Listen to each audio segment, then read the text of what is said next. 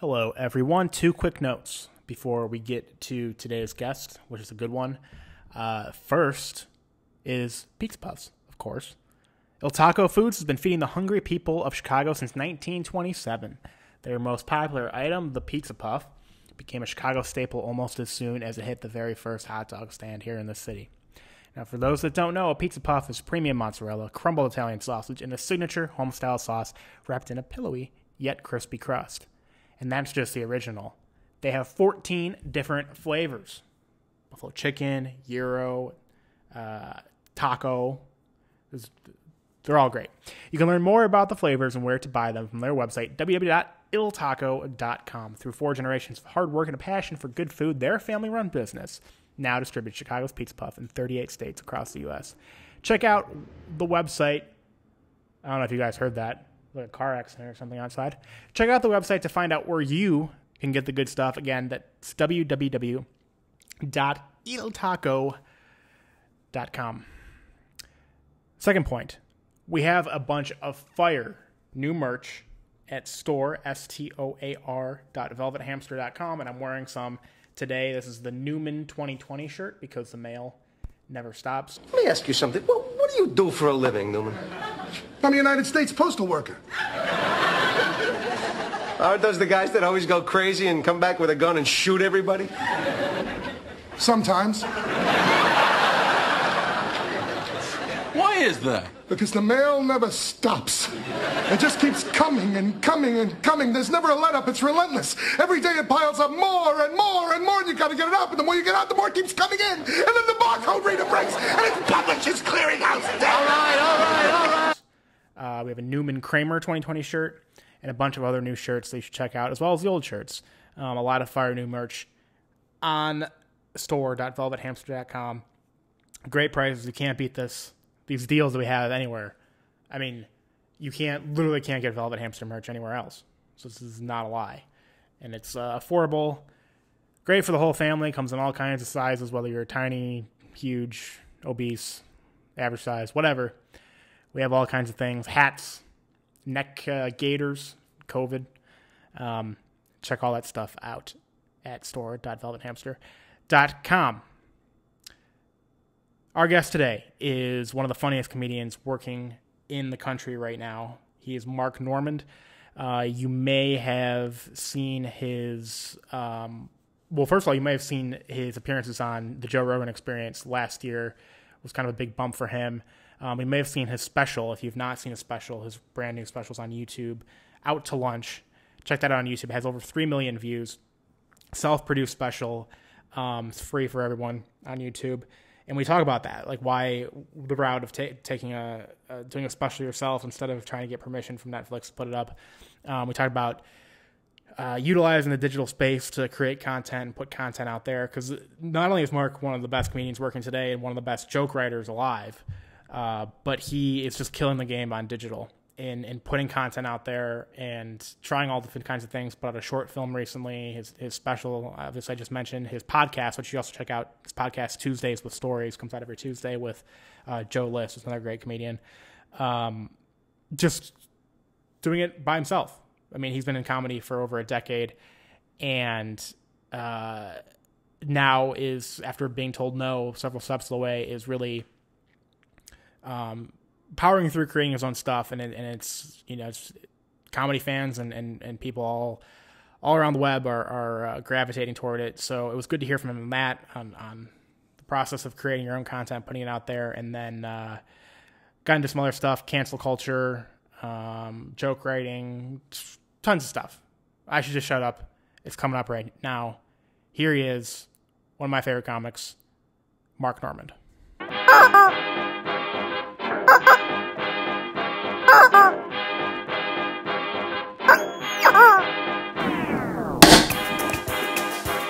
Ladies and gentlemen, Joe Kaiser.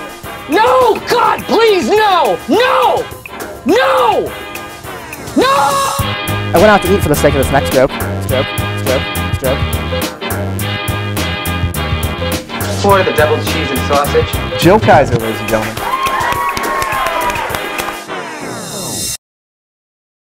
I learned that trick from I heard Mark Maron talking about it once to hit record and then not tell them that you're recording because the conversation will start more naturally. Yes, Epstein did that as well. But back to the digital stuff. Do you have any kind of strategy with what you're doing? Or are you just throwing stuff against the wall and kind of seeing what sticks? No idea.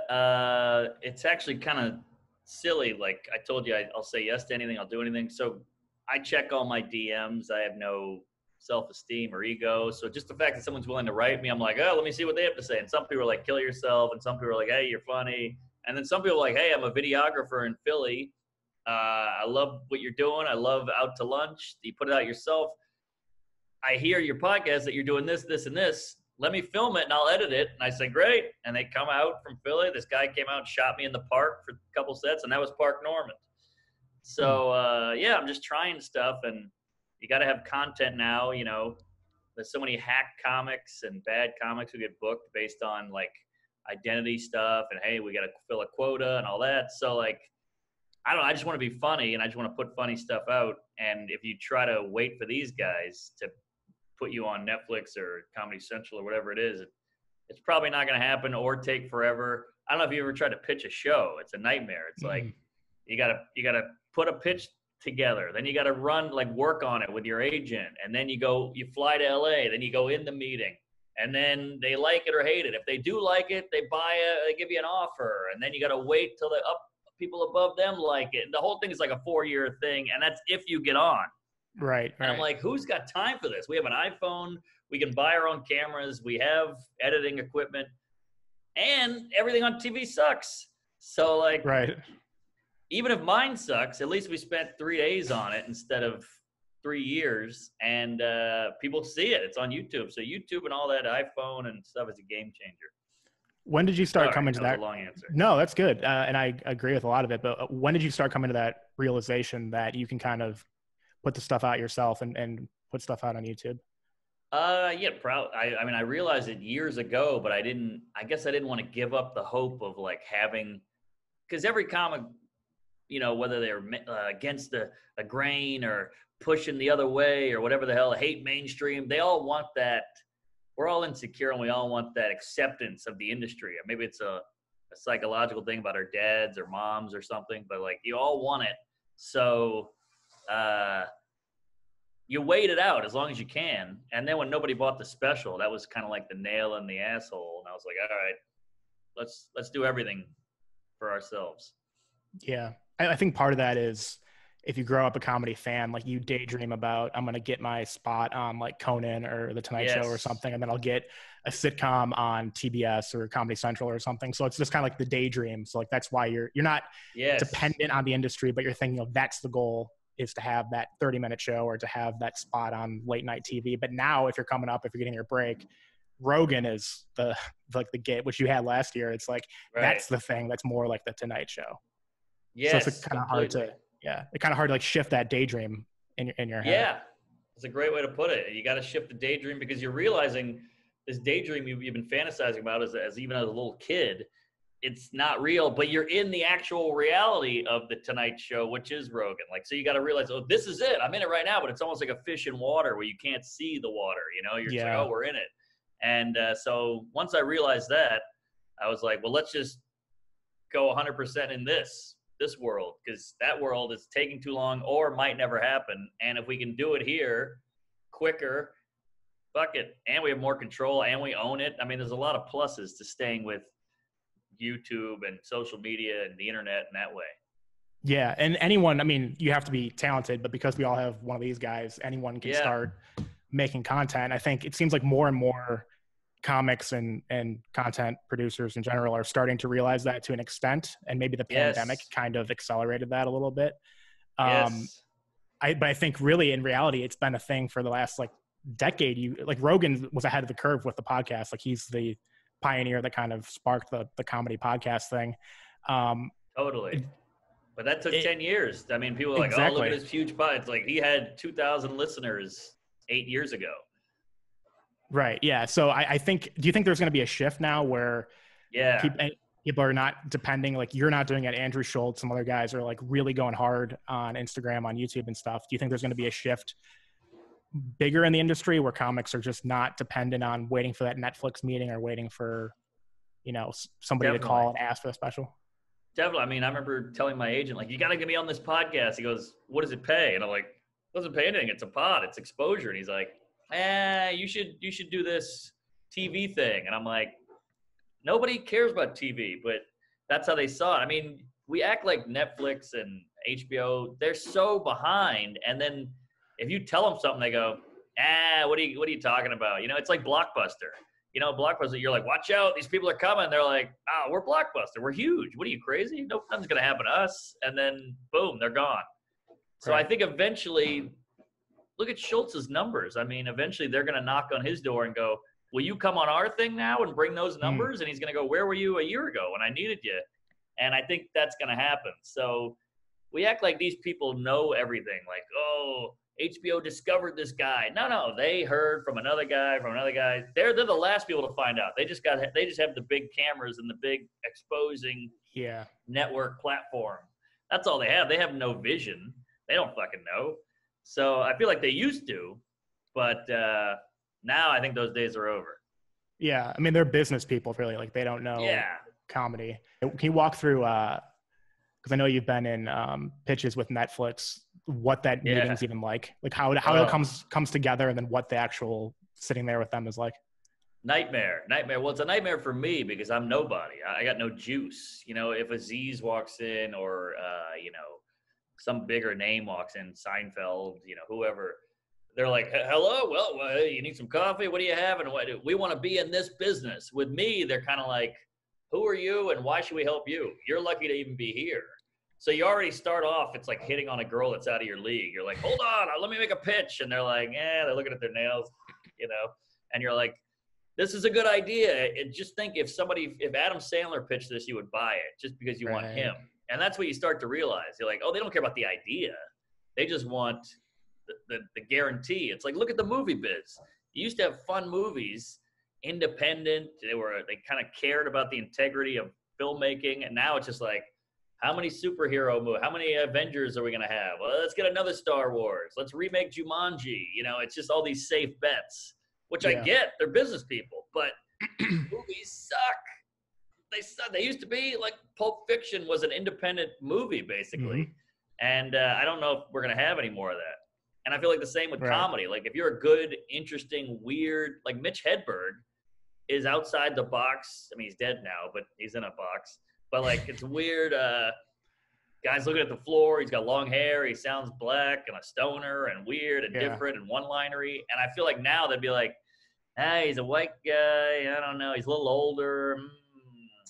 I don't know. He doesn't have a lot of Twitter followers, huh? And you're like, but I know you're a business person, but, like, this is such a funny guy with a different angle, and he's original and unique. That's what we should be going for. I feel like the art is kind of going away. Even with the Oscars, and I know I sound like old man Norman here, but it's like, you got to have this many people on the crew and this many black people. It's like, I get that. I'm all about diversity and whatever the hell, but, like, you want the movie to be good. The movie being good is like the 13th thing on the list. And same with funny with comics. Like, that's why, like, a Tim Dillon, I don't think he could have a sitcom. He's too funny to have a sitcom, ironically. And there's a guy. Sentence. Yeah, and there's a guy who's creating a ton of his own content. Yes. He's killing it. And he's funnier than anything on TV. He's funnier than Blackish or, Big Bang. Right, yeah. And that's what's weird. It's like, I get their perspective of wanting diversity and looking at the business side of it, how many Twitter followers you have and all that. Yeah. But there's such a weird disconnect because any comedy fan knows you or knows Tim and likes you guys or knows Schultz. And like, you're undeniably popular among the comedy community and among comedy fans, but they don't know that. Like, it's just a weird disconnect to me. Right. I hate to use this analogy again, but it's almost like when you hit on a girl and she looks you up and down, you got a t-shirt and jeans on and some scruffy shoes and shitty hair. And she's like, I don't know. And then you walk away and somebody goes, what are you kidding? That's the guy from whatever the hell band. And she's like, oh, I didn't know it was that. And you're like, yeah, but I'm the same guy. That's what it feels like. Like, the industry's like, who's this fat gay guy who's railing about Biden? And I don't want to touch this guy. And then he walks away, and some other guy goes, "That's Tim Dillon. What are you kidding? He's hilarious." And they go, "Oh, geez, I didn't know." And they go, "He's got 1 million followers and this and that." Well, you know, so feels like that's where we're at. Right. It feels like kind of a turning point because, I mean, I don't know anyone that watches Fallon. I don't know anyone that watches Colbert. I like with regularity, at least. Big Bang Theory, like any of these big network programs. No. I don't know anyone that watches it, but you have, well, your special, what, has 3 million views on YouTube? 3.2. 3.2, didn't mean to shortchange you. I'm just kidding. It's like, I know. Like, it's 5.5. It's not 5. And then But Joe yeah. List just put one out that reached over 1 million, right? Over 1 million already. It's like a month in, you know. Yeah. So people find it, thank God. Like if we were around in the 80s and we weren't getting picked up by whatever, we'd be screwed. But thank God. So it's kind of bittersweet. You know, it's annoying because they won't touch us, but it's also like, well, it pushed us over to this. And it's almost like Jewish people. They came here, nobody would hire them. Everybody was restricted and racist and anti-Semitic. And then they just went and did their own shit, and now they run the weather. Right. So, you know, it's like sometimes survival brings the best out of you, and it's hard at first, but you get somewhere even bigger. Yeah, no, that's definitely true. And I think it's also, I don't know, I don't want to overstate it, but it seems like it might have an impact on the coast, at least in LA, with big names moving out.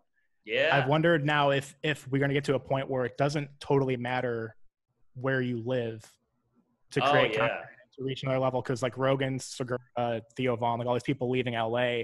And obviously New York, you have like 1 million places where you can do spots and it's great. And Right. a lot of opportunity there. But do you see that happening too? Like maybe not so much New York, but especially LA, like there could be kind of a vacuum of people leaving. Yeah. I think it's happening, and I think you're right. I think, you know, you can just have a studio. Oh, what's up? Oh, crap. Hold on. Yeah. no, Plumber, he needs me. Hold on 1 second. Oh. What's up?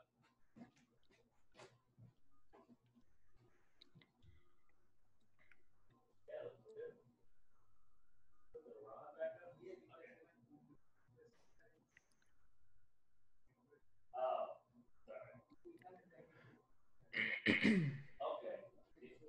Looks great. Do you know when you're coming back? No. Just curious. I'm out. Okay, great. Okay, thank you. Thank you. Great job. Appreciate it.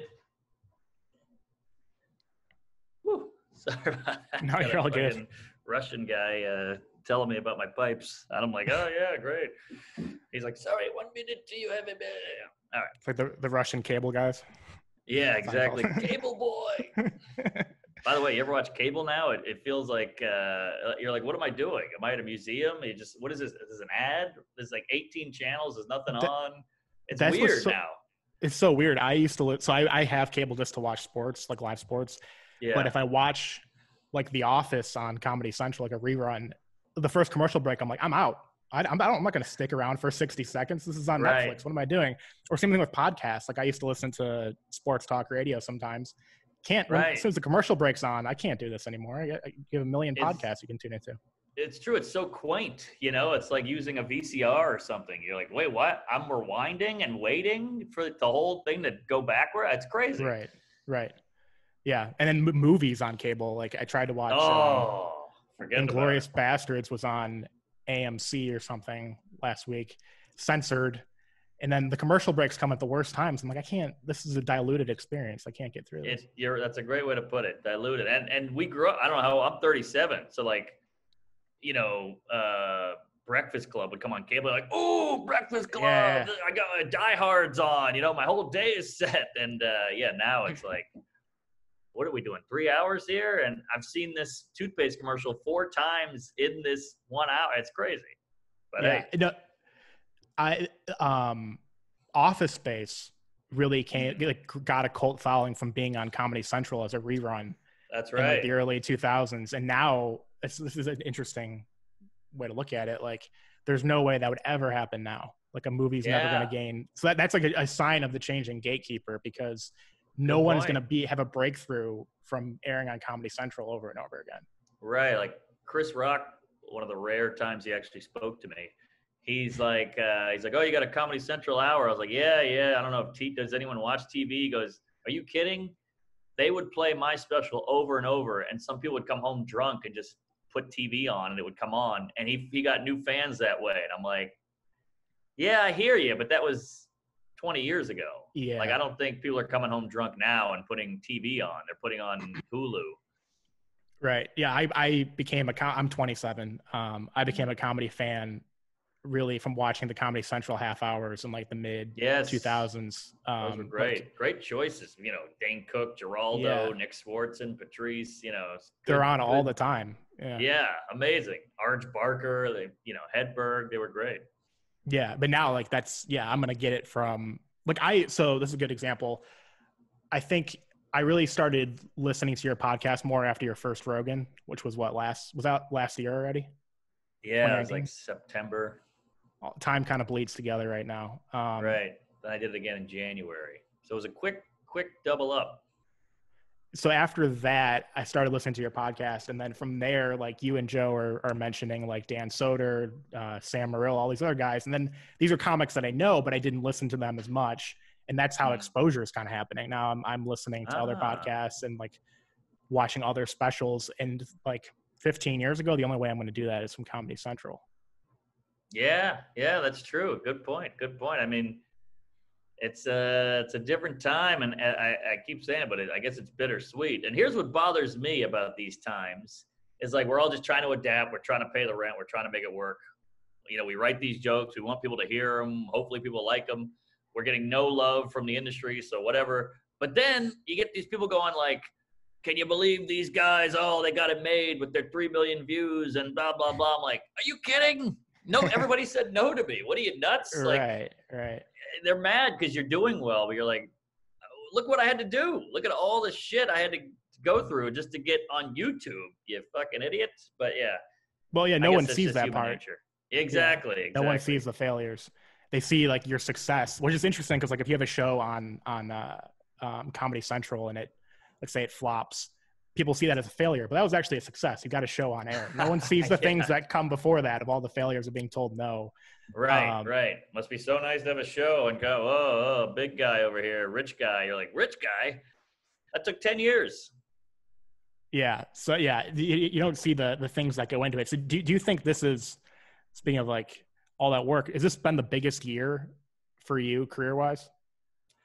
Well, COVID's a real with that. So that it might have been without COVID, but I was finally selling out and, moving some tickets. And, you get that weird shift where you go do the Funny Bone in Dayton and it's just, you're getting heckled the whole time. Everybody's shit-faced. It's a bunch of fat ladies and rascals who got free tickets. And you're like, this is a lot of work. They don't get me. They hate my Jew jokes.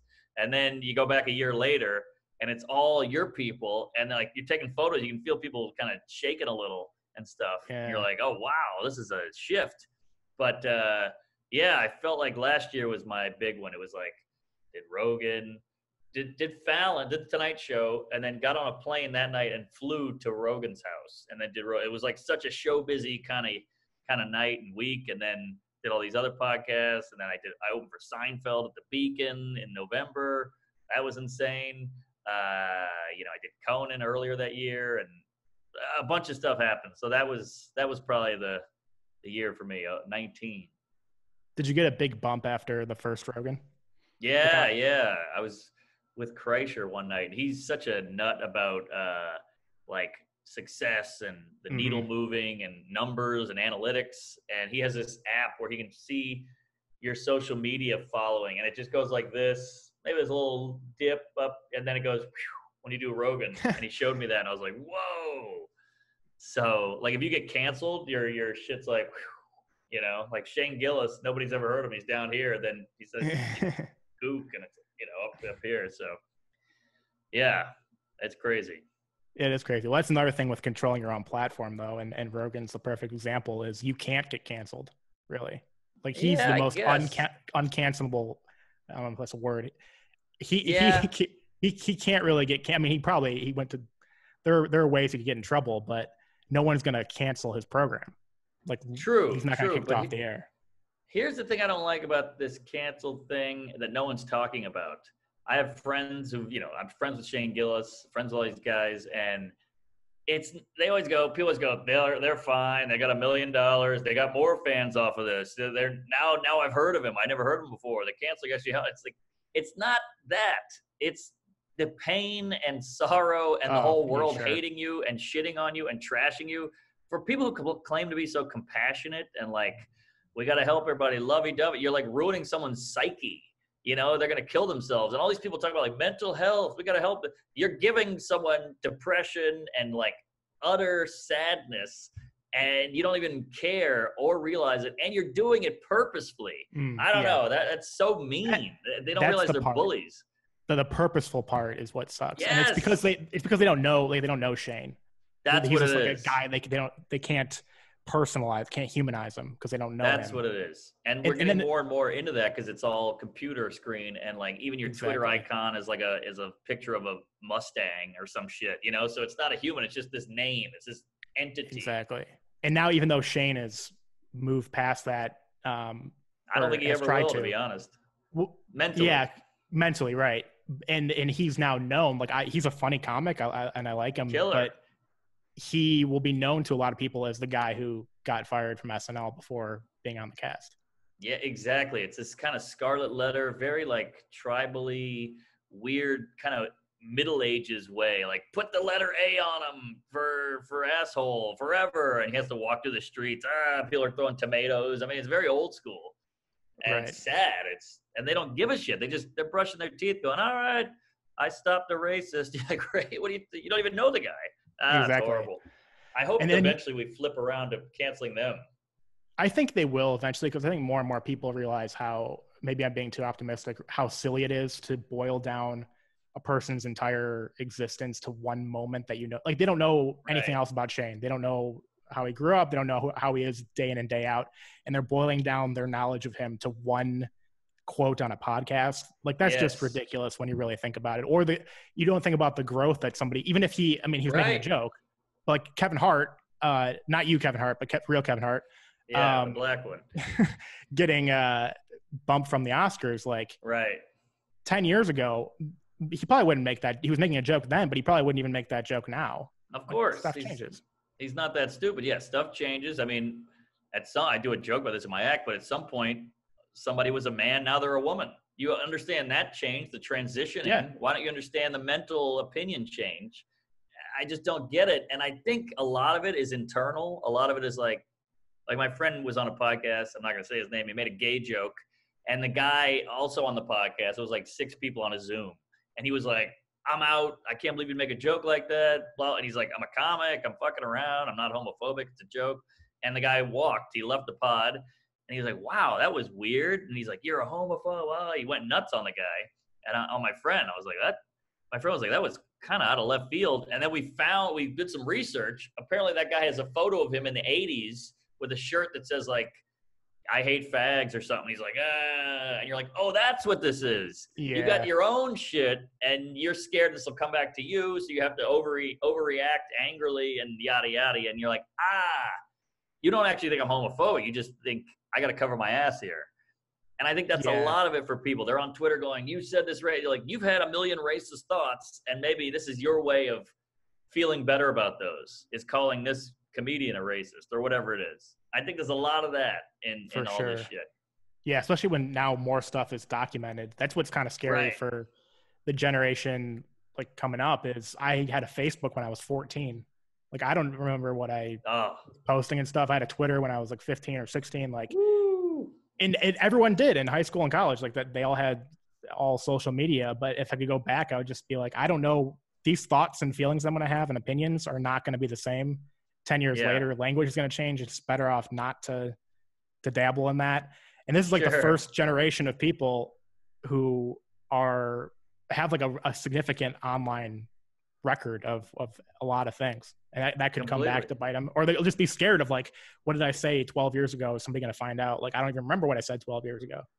I know. And that's the other thing is like, we're all the same. Like, that's all we talk. One love. We got to come together, unite as people and all this shit. And you're like, yeah, you're fucked up too. You've had a joke in your head. You've made a retard joke or whatever it is. Like, you really think I'm this much worse than you?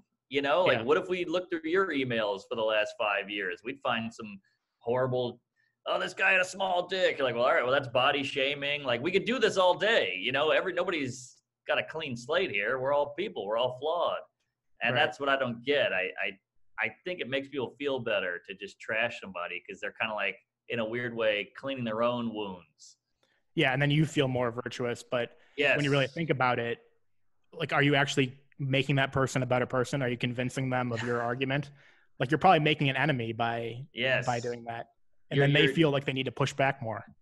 Yes, exactly. Not only are you not fixing it, but I don't even think they really give a shit. I don't think they're not at home going, oh, this guy said that. I think they're like, let me do this on Twitter, look like a hero, and now I'll go back to beating my puppy. Right. And it kind of goes back to like the network thing of wanting diversity and wanting, like, thinking of all those things ahead of being funny, because you're almost creating, like, you're pro-diversity, I'm pro-diversity, everyone's pro-diversity. But if the first requirements are we need like an Asian, trans, whatever, like, you're creating pushback on that if you're giving that to somebody that, if you're like telling you and then giving it to somebody that doesn't deserve the sitcom or whatever, right? You're creating like this artificial pushback to diversity, even though we're all pro-diversity. We're all woke in a way. Yeah. Shouldn't be an issue. And then it's funny because, like, I have trans friends who are like, oh, God, I hate that shit. It makes me uncomfortable. It's so embarrassing. They treat me like I'm a fucking special needs kid, like holding my hand and, you know, walking on eggshells and all this shit. And you're like, I know. And he's like, I thought it was about treating me like a person, and now I'm being treated like a weird, retarded monkey, you know? So I get, and people go, well, their head's in the right place. I don't think it is. I think they're just worried about their sponsors. Yeah. I don't think they give a shit. Do you think Nike gives a shit about this when they got little Asian kids stitching a shoe? Like, you're just trying to hit the bottom line. I don't, they're playing the game, you know? Yeah, no, they definitely are. It is a lot to do with sponsors. Like, as soon as the sponsors change their opinion, then their opinion's going to change. Exactly, which I get, but don't act like you're, you know, the Mahatma Gandhi over here. You know, like, just go, we're trying to make money. Like, I'm a company. I got a Rolls Royce. I'd like to keep it. Right. Yeah, or get a second one. Right. But even with the changing medium and the changing gatekeeper, potentially, Netflix still is that thing. Like, that is the big the thing that can say yes or no to a lot of people. So if even everything after everything you just said, if Netflix calls tomorrow, are you still interested in taking that meeting, knowing like what that can do? That's a good question. It depends on what it was. Like, they offered me one thing stand-up wise and I turned it down, which feels so weird because, you know, it's Netflix, but I just was like, it's not right. And I don't think it's going to be a good look. So I turned it down. Was it the 15-minute thing? No, it was close to that, but that wasn't it. But it was similar. Okay. And I was like, I feel like I'm past that. And I feel like you've had shittier comics do bigger things. And I think you think that you're huge. So I'll just say yes because of that. But I was like, I can do better than that. And I said no, which feels weird, you know. But kind of empowering, though, too. I guess. No. I don't know if I have no empower gene. I don't feel that. But I just I can do it better on my own, basically, is what I'm saying. Yeah. And so I'll just do that. So then if you can give me something that's actually helpful and beneficial, then I'll go with it for sure. And it's less work. Like, that's the other hard part. Like, with the special, you got to book the camera guy, book the venue, fill those seats, find the right editor, make it funny, write the material. So you're spinning all these plates. If you have these guys, one of the benefits is they'll just cover all that, and you can just do your act and leave and get a paycheck. So that's the beauty of them. But at the end of the day, if you just suck it up and do the work, you own the product. Yeah, and then you have the creative freedom, like entire creative freedom over it, which is a lot. I would value that a lot, especially if, I don't know how it is with Netflix, but if they're giving you notes on direction or anything like that, that would be frustrating. That would be very frustrating. And you're like, this is my thing. That's what the industry does. They go, we liked it. Look at Spotify. Rogan, we love your show. We want to put it on our network. And now they're like, we want to kind of change it up a little. And he's like, but you bought this thing and now you want to change it. The reason it's good is because I do it this way. And now you want to, it doesn't make any sense, but I get it. Everybody's scared. Like, this is what it feels like. When I was a kid, I found this antique arcade game, like those big, 80s arcade games. It was so cool and it was super old and it didn't work. So I brought it home and I was like, 19. And my friend is like a smart electronic guy. And I was like, can you fix this? And he kind of got in the back of it. He's got wires out. He's like, I can fix this, but if I fix it, can I have it? And I remember thinking like, wait, what? What are you talking about? What kind of deal is that? So I found it. I asked you if you could fix it. If you do fix it, you get to keep it. And that's what Netflix feels like. They're like, yeah, I'll fix your career, but then I get to keep it. And I'm like, how does this help me? Like, I don't even get the arcade anymore, So that's kind of my weird analogy. That's good. That you can remember that one analogy for it. I still think about that all the time. I'll be in the shower like, why did you keep it? What do I get out of this? It makes no sense. No, I mean, it's kind of like what is the Solomon with the baby? I'm going to cut the baby in half. Right. And the lady's like, all right, you keep the baby. I guess I didn't love the machine that much. I still wanted to keep it. That's a bad analogy because we're not cutting it in half, but you get it. No, I got it. We're not cutting babies in half either anymore. Just the circumcision. Did you have any frustrations? Because I feel like to a degree there's a gatekeeper at every level. So like when you're starting to do open mics, like by the first open mic that I did consistently was a bringer show. So it's like, got to ask 5 of my friends to come to this show, and it's 2 drink minimum. And I have a social anxiety about like, will you do this thing for me? Will you come to the comedy club with me and like spend your evening like watching 8 comics for 3 hours and whatever. And there's always like a level of permission at every level. And a lot of it understood, like, because the clubs are businesses, and like if you're going to have an open mic night, maybe you need to do something like that, or have a drink minimum, or pay $10, whatever it is. But there's always some kind of level of like, I need to ask somebody to move on to the next thing. Did you have the same level? It's not as extreme because this is Netflix. This is like a big deal. But do you have any other levels of frustration like that when you were like rising up? Totally. I mean, that's the whole thing. That's all. The early years is all that, and it almost feels like it never ends until you do your own shit. That's why it annoys me when the people are like, nobody wants to book me because I'm a this. And you're like, you could just do it, Nobody wants to book me either, but I'm fucking out here hustling and busting my ass, and it sucks. I'm doing this pod, I don't want to do anything, but I do it just because I'm like, hey, one guy might hear it. You never know. So, that's the whole thing. That's the rub. That's all of it. Like, I feel like that's most jobs, You see the guy at the office and he's like bringing donuts in and staying an extra hour, coming in an hour early. And you're like, look at this guy doing extra work. And then he gets promoted and you don't. Right. And I feel like that's anything. So like, but here's the thing about comedy that nobody wants to say and nobody wants to talk about. I see these people starting festivals. They run 12 shows. They got 9 podcasts. They sell merch. They got a business card. They got a crazy website, but their act is shit. They have no act.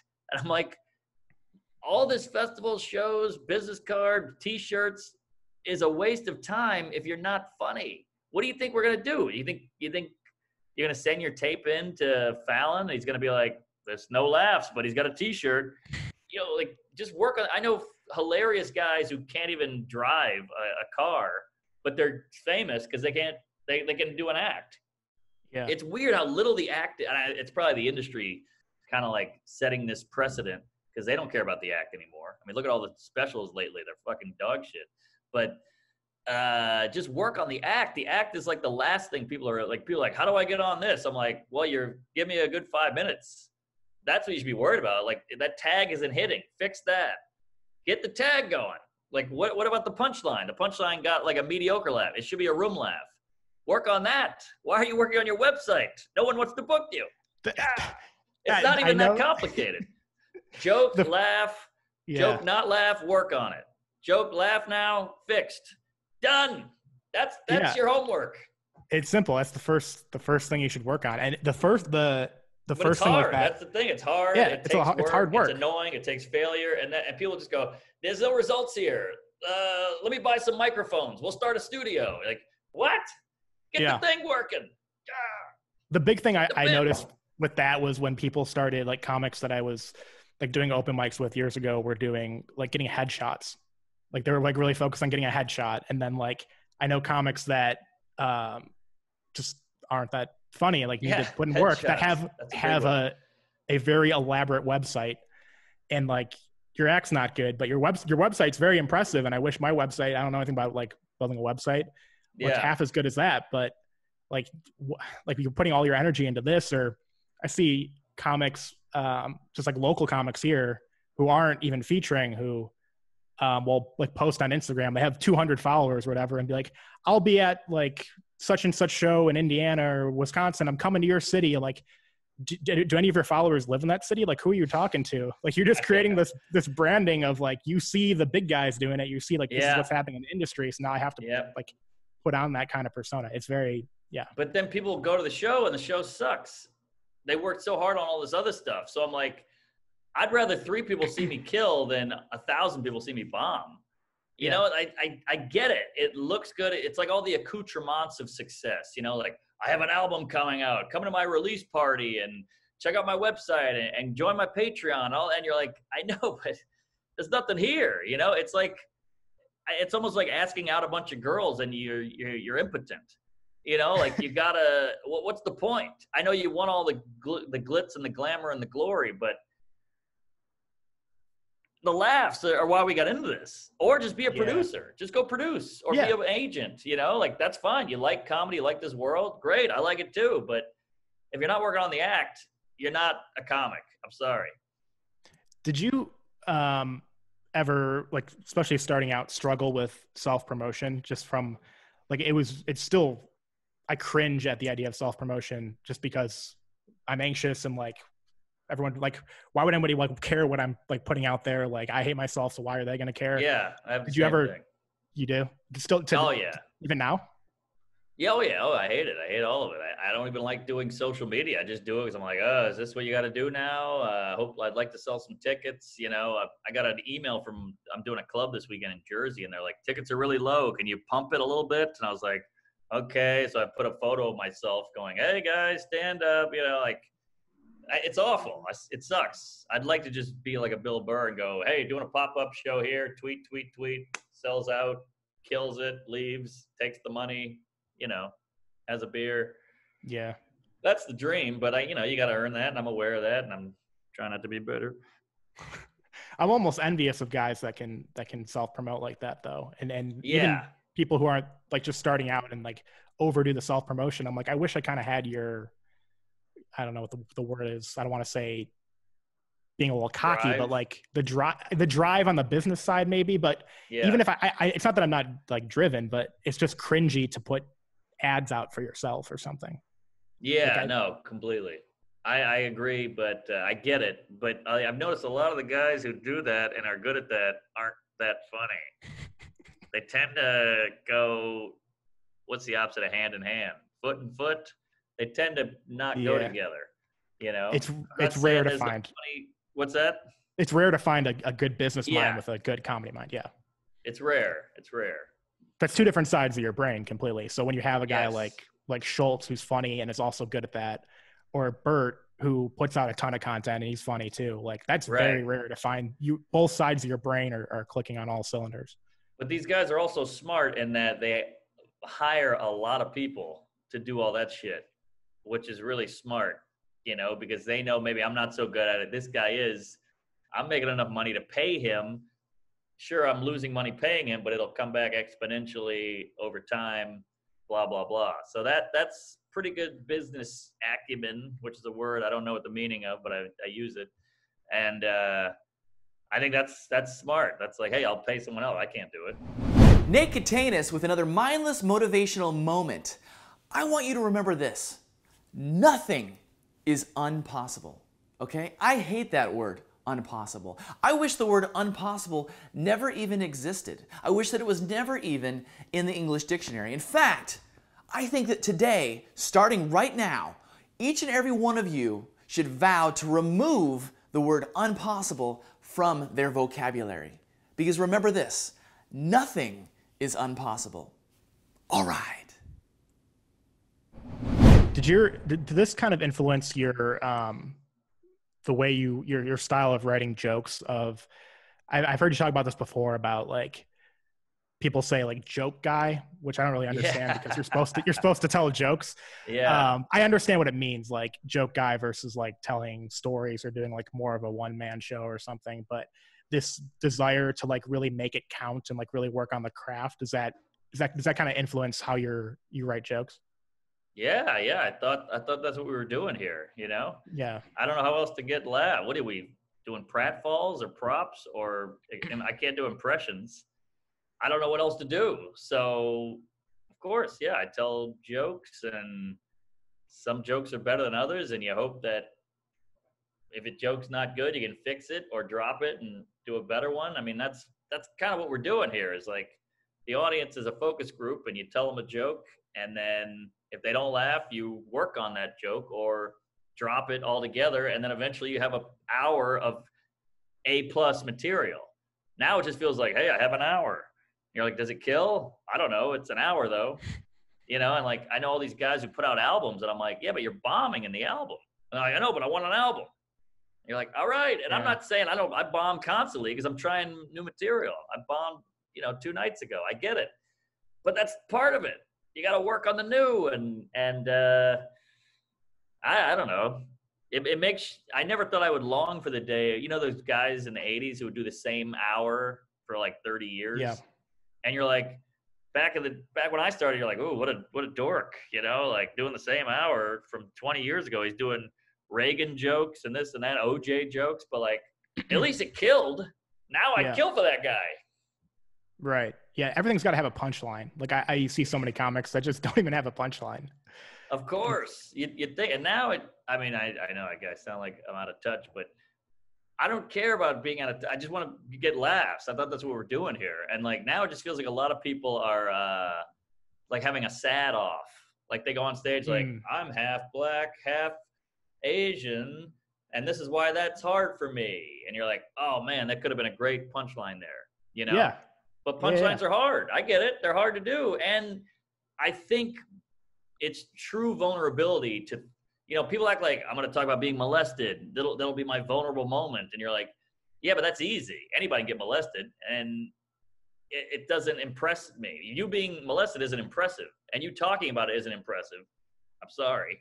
But if you figure out a way to make that funny, that's very impressive. And that's why people are paying to see this show. It's because they want to be slightly impressed. If they could do it, half the crowd was molested. They could go up there and go, oh yeah, I was molested, but that's not entertaining.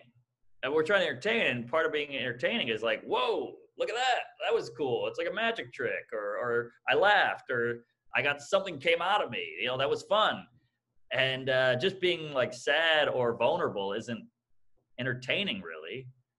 Not enough to sustain an hour. I totally know what you mean, because I've been at shows where it's 10 comics and like more than half of them don't have one punchline in it. And they're talking about like their depression or something. And you can pull jokes. A lot of times it is pulling a joke out of sadness or depression or anxiety or something. That's great.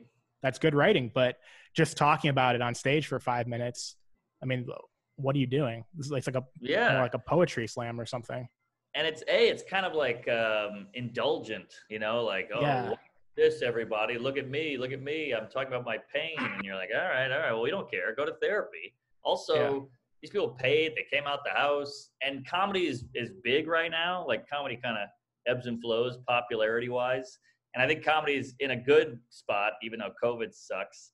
Comedy's in a good spot, and I feel like they're kind of abusing that. Like, oh, people are out, here I go to talk about my penetration thing. And you're like, yeah, but in a year, this could all be gone. There could be 3 people in the seats. So you really going to just have them show up and like ruin their night with your bullshit? Like, I don't know. I feel like you don't realize how valuable this time is.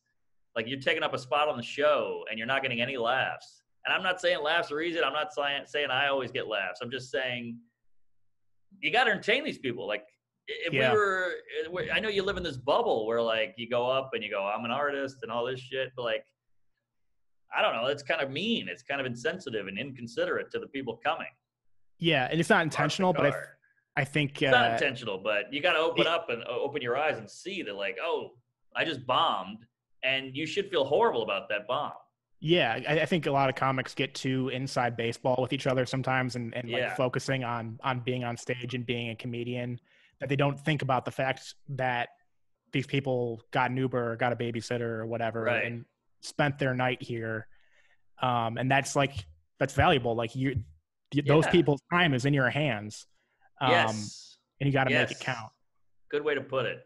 And I think it takes a lot of courage to tell a silly joke that you worked on in your apartment like a loser, talking to a hairbrush while you're in your underwear. That's what I do. I'm describing myself, and it's embarrassing and weird looking, and if anybody walked in, I would kill myself. But I think going up and doing ba-da-ba-da-ba and telling your joke, I think, and it bombing, I think it's pretty painful. You've bombed quite a bit. And so I think it's easier to just be like, oh, I'm doing my thing. It's easier to not try that than fail and have to realize maybe I'm not that funny. Yeah. And so what's interesting is when I first started, I would try, it's like 5 minutes is what you usually get, 5 or 6 minutes. So I want to fit as many punchlines in 5 minutes as possible. So they're pretty close they're pretty close to one-liners. So I'm like trying to get like 10 to 12 punchlines in there. And I kept thinking like I'm cheating. Like my favorite comics are all doing stories or whatever. Like the people I respect are all doing stories. And like, this feels like cheating because I'm just fitting a bunch of punchlines in there. What? No, that's harder. Well, no, now I've come around to it is like the people who make me laugh most are people like you, Dimitri Martin, like people that just are fitting punchlines in there and not just going up and like trying to have an overly introspective one-man show or something. Like, it's about this is about making somebody laugh. That's the whole point.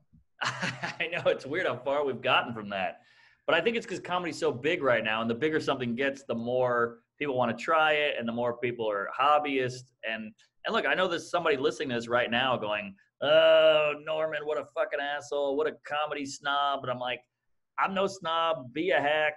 Go on original. Just get the crowd laughing. If the crowd is laughing, great. Do whatever. I might not like your act, but like, just get them to laugh. It says comedy club on the wall, and there's a guy in neon going,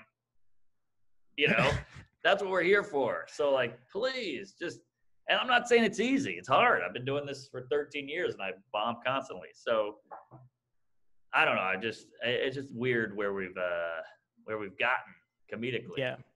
Well, it is like the ebbs and flows, like you said, and it goes up and down. And it's an up point right now, but I don't know if you have any predictions really, but once we get past the pandemic, do you have any like feelings about where things are going to be, or if things are going to be drastically different, if anything's going to be different? I don't know. I don't know anything about science or politics, but I think that people are dying to see some comedy. I think comedy is popular right now because everything's so fucked up, and I think everything's kind of bullshitty, like every you watch the news and you go, is that a headline or is that real? So then you have to like watch 3 different news stories on the same story just to kind of like get the truth out of it. Yeah. You know what I'm talking about? You kind of have to like dissect the news now, or dissect the story. You're like, wait a minute. Car plowed through protest. Then you read it and you're like, oh, the bunch of people were like shaking this car and he tried to get the fuck out of there and he hit somebody. So you always have to kind of double check everything. And I think comedy is like, also you can't say anything anymore. Like you get fired for saying this, you get fired for thinking that or whatever. Like I think a lot of people are thinking a lot of things and not saying them. And I think comics say them. And I think that kind of makes people feel good, which I think is why comedy is so popular right now. It's not people go, Trump, oh, they got so much material. I'm like, that's too on the nose. He's already funny. Yeah. Yeah. That's too easy. Like nobody cares about that. You care about the shit in here. Look at Carlin, piss, fuck, motherfucker, and tits. Those are things you couldn't say. So he said them and it was like, woo, Pryor saying the N-word, Andrew Dice Clay, this and that, Roseanne, Joan Rivers. But now it's like, oh, he said this political thing. That's, I think, the new, that's the new edge. So I think that's why it's so popular. Yeah. Once clubs open back up and things kind of go back to normal, do you see any changes in like how either business is done or how comics treat their spots or anything? I think it'll be just like The Mask. I think you ever hang out with like a group of people at first, everybody's like, hello, you hit elbows, you got the mask on, then 8 minutes later, nobody got a COVID test. Nobody talks about how they feel. They eventually just slide down. And I think that'll be like, at first, it's going to be Purell everywhere. They're going to be changing mics, putting the cover on. Everybody okay? And then 3 weeks into it, it's going to slip away. That's my theory. I can see that. So last thing I wanted to ask you, a little bit more goofy, and I know you've talked about this ad nauseum, but Seinfeld, I know it's a huge deal for you because you grew up a fan of him, and like everyone's a fan of Seinfeld growing up. Is that how much do you keep in touch with him, first of all? Because I know that was a big deal for you. I don't want to ruin it. You know, I don't want to overdo it. So I kind of laid low. I asked him for that. That's the thing nobody gets is nobody wants to be asked for anything. You know? Yes. Like people always say, why don't you ask Amy Schumer to put you on her show? And I'm like, she brings me all over the world on a private jet doing arenas. I'm good. If she wants me on that show, she'll have me. And I feel like the same with him. If he wants me to do something, he'll have me. He wanted me to open. I opened. It was great. I'm not going to go need a guy for Comedians in Cars. Mm-hmm. He's already thought to have me and not have me. That's you think me asking him is going to make him go, oh, like, come on. But that's how stupid people are. They're like, why don't you ask for this? Why don't you ask for that? You know, your dad will be like, why don't you ask Letterman to put you on? You're like, yeah, that's how that goes. So I think I don't want to overdo it. I don't want to blow it. I'm just, you know, taking it easy.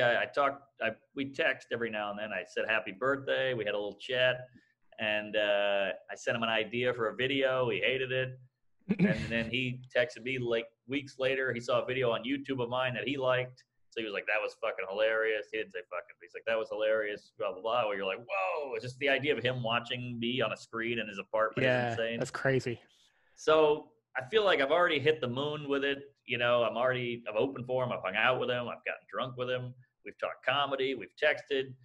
I'm pretty good. Like, I always want more, obviously, but you got to be grateful for what I've had already. Yeah, and it's a huge deal. Like, he's got this reputation in the last few years as like this grumpy, whether or not it's deserved. Like, I think people see him as like kind of prickly, and the fact that he called you one of his favorite comics, and then he texted you and said it's hilarious. Like, that's crazy. That would blow my mind too. I would love to see him like do Rogan or something. He'll never do it. Really? I don't know. He did Maron. Yeah, that was surprising too, because Maron, I think they didn't really know each other or like each other or whatever. What the deal was there? Shocking. But yeah. I talked to him about it, and I said, here's the number. I gave him Rogan's name. He's like, I got it. You don't need to. I can get the number. And I was like, all right, you know, because he's much like any real comic. He's constantly worried about his relevance and everything. Yeah. And I was like, if you do this show, it'll boost you with new, young people who've never heard of you or never saw your show. And he was like, all right, yeah, maybe I'll do it. I don't know. So I think he's thought about it, but I don't know. I don't think he just wants to sit in a room with weed smoke for 3 hours. Yeah, and he also he doesn't need to do anything. He doesn't need to do it. Yeah, he doesn't. He has all the money in the world. He has all the fame in the world. His sitcom is still on TBS like 6 times a day. Like, right. He's not necessarily losing too much relevance too quickly. But like, I'm such a huge fan of the show. Like, this is our merch. We designed these shirts. Newman 2020. Oh, that's great. Like, I'm a huge fan of the show, and like I've seen him live and everything and all the specials. And the next thing I think would be like seeing him be a little bit more vulnerable of being on Rogan and getting deep in the weeds on stuff and talking for 4 hours. Like, even if it's not Rogan, if it's anything, like, I know we'll want that, but I don't think he's like, I don't want to be vulnerable. Why would I do that? Right. Yeah. We want it, but what does he want out of that? Right. Him on Maron was the first time I heard him talk about his parents and his like childhood, really. Yeah, that was good stuff. Yeah. Zip codes, they're meaningless. All right, man. Is there anything you want to plug? Podcast, your channels, anything?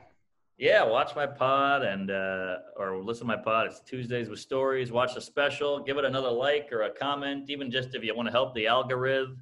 It's called Out to Lunch, and just go nuts on my YouTube page. I got Conan's, I got Fallon's, I got videos, I got sketches, I got queefs. So send me a high five virtually, and praise Allah. All right. Thanks a lot, Good Mark. stuff. Appreciate it. Thank you.